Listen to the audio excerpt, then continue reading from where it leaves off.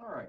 What we're going to do here is we're going to, this is on one of the quiz questions, or it's going to be on the test. And here we go. And what we're asked to do is we're given an absolute value function. What we're going to do is graph it and compare to the parent function y equals absolute value of x. Now, first off, what is happening to this graph? Well, the absolute value of x is what we refer to as applying v. I refer to as applying v. Has symmetry to the y-axis and looks like that. Okay, so what we're going to do is we're going to first compare it. I would start with comparing it first, and then we'll graph it. When you have x plus 7, all right, x plus 7, what that means is that we are moving to the left 7 units, right? Left 7 units, all right? Left 7 units. That means all the x values, and I'm going back to the origin, we have to subtract 7, so we're moving on the left 7 units, all right? It goes to this one equation, y equals a x minus h plus k, depending on what books you have. And this, whenever you have h, this is moving it to the right h units, all right? Right h units, and this is going up k units. Now, because we don't have a minus here, we have a plus, that means it's going the opposite direction, so that's what's going to the left. K, well, we have is a 4 value, that's moving it up 4 units, up 4 units. So we have two different transformations that are happening. So let's graph this. Find out what's happening here. So we know our vertex, which is at 0, 0 originally, is moving to the left 7 units. So we're going to go 1, 2, 3, 4, 5, 6, 7. Because we're going to graph our vertex first. So vertex originally starts at 0, 0. And we know it's moving to the left 7 units and up 4, 1, 2, 3, 4. So the first thing we're going to do is find our vertex. Our vertex is going to be at -7, 4 now. Now from here, we can make a table if you want to and find some values. All right. And we can go find our x and the y values. I would start with my vertex and go -7, 4. And now we're going to go to a little bit below and above it. So -8, -9. Now we'll go -6, -5. We'll put those values in there. Okay. -8, when we plug -8 in there, what we're going to have is -1 absolute value of -1. All right, plus 7, plus 4, so it's going to be 1 plus 5 is going to be 5. We're going to have -8, 5. -8, 5. We'll plot that point right there. The next one is going to be, we're plugging 9, so -9 plus 7 plus 4. What's going to happen is we're going to have 2, it's going to turn to 6.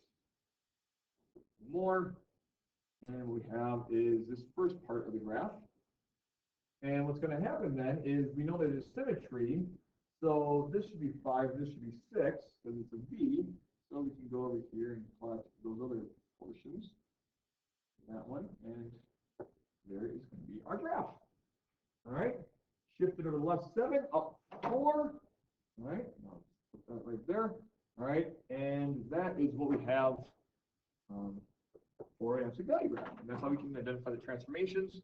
And then, all right, find the vertex first, and then sketch your points. All right. We're going to do one more in this tutorial. We'll do 2 examples, and then I'll put an additional one for us to see another one. Okay. So right here, we're going to go through the same process. All right. We're going to compare it with y equals absolute value of x. So we're going to graph it and determine what's happening here. So here's our parent function. So what's happening is, well, first let's look at the inside. Comparing it with y equals a x minus h plus k.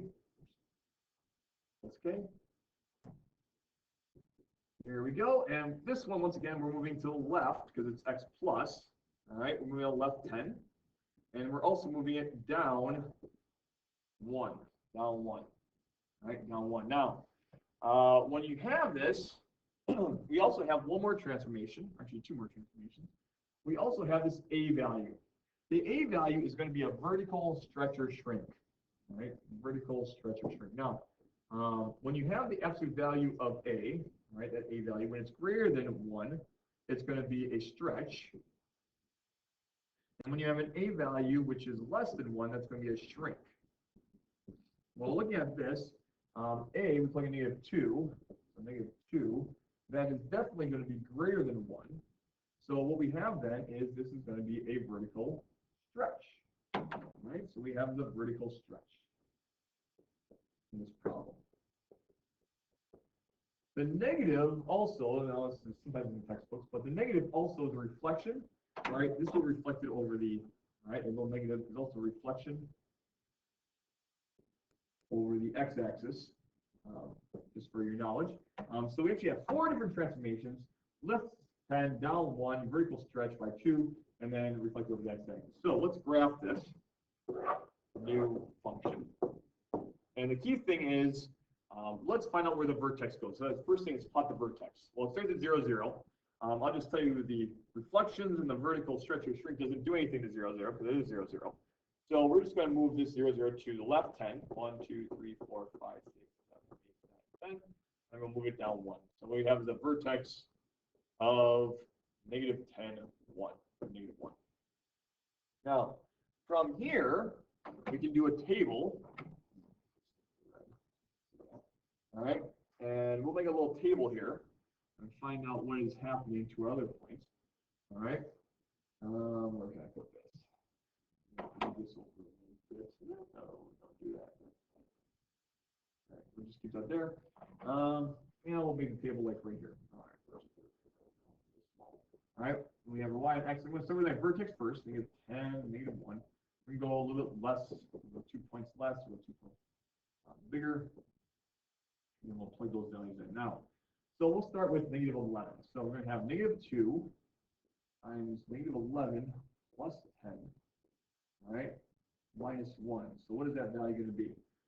That's going to be negative 1, for positive 1, turns to negative 2, minus 1 is going to be negative 3. So negative 3.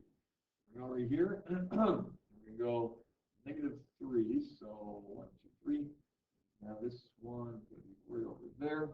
And we have here, negative 3. Got that? Next one we're going to plug in here is we're going to have negative 2 times negative 12, right? Plus 10, minus 1. So as you can negative 2 is going to turn to 2. 2 times negative 2 is negative 4. Negative 4 is going to be negative 5. Negative 5, another 2 right there. More there, I'm in the room. All right, here. There, 5, right there, and we have our answer. So it's going to be negative 2, negative 5. And now the other ones are going to be, I'm going to just write this in here, negative 3, negative 5, respectively. So we can just go negative 3, right there. That's the symmetry. You can graph that, and that's going to be a graph. So, once again, the steps in finding this, all right, identify the transformations. Transformation, that's what I always do first. After you do this, then you need to move your parent vertex. Move the vertex, move the vertex. All right, move vertex. And then from there, create a small table. All right, table of values to get additional points. All right. And that's what we have. All right. So we graphed it. We learned how to identify the transformations. So hopefully this helps you out with doing the rest of your problems. All right. Good.